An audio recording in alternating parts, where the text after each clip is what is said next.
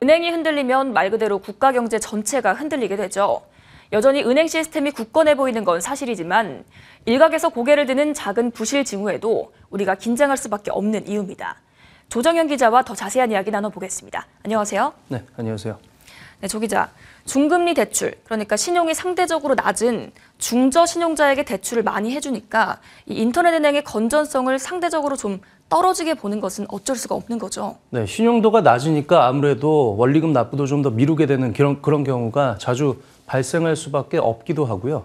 또 인터넷은행의 설립 취지가 중금리 대출을 늘려서 어떤 틈새 시장의 대출 자산을 키우자는 게 그런 목표였기 때문에 이런 것들을 감안할 때 위험성을 감수하고서라도 대출을 늘릴 수밖에 없는 그런 구조이기도 합니다.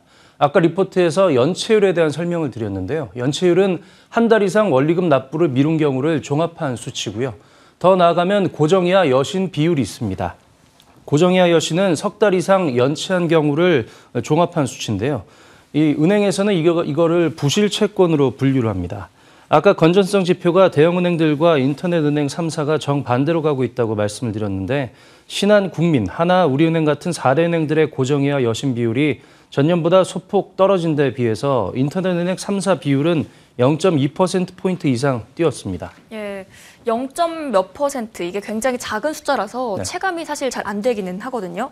그런데 일단 인터넷은행의 건전성 악화 기조는 두드러진다, 이렇게 볼 수 있는 거죠. 네, 숫자가 작지만 은행 입장에서 가장 무서운 게 부실 연체 비율, 또 연체율 이런 숫자들인데요. 은행의 이익 기반이 원리금 납부입니다. 은행의 부실 자산들을 분류별로 보면은 요주의부터 추정 손실까지 단계가 이어지는데요. 특히 고정부터는 이 부실 여신으로 분류가 됩니다. 추정 손실 등까지 단계가 나아가면 대출 원금의 손실이 발생하게 돼서 은행 대출 자산 가치가 제로가 되는데요. 연 5% 전후의 대출 이자율로 먹고 사는 게 은행인데요. 연체가 발생해서 원금액까지 손실이 발생하면 이익 기반이 기하급수적으로 훼손되는 구조를 갖고 있습니다. 0.몇의 작은 변동에도 은행들이 민감하게 반응할 수밖에 없는 이유입니다.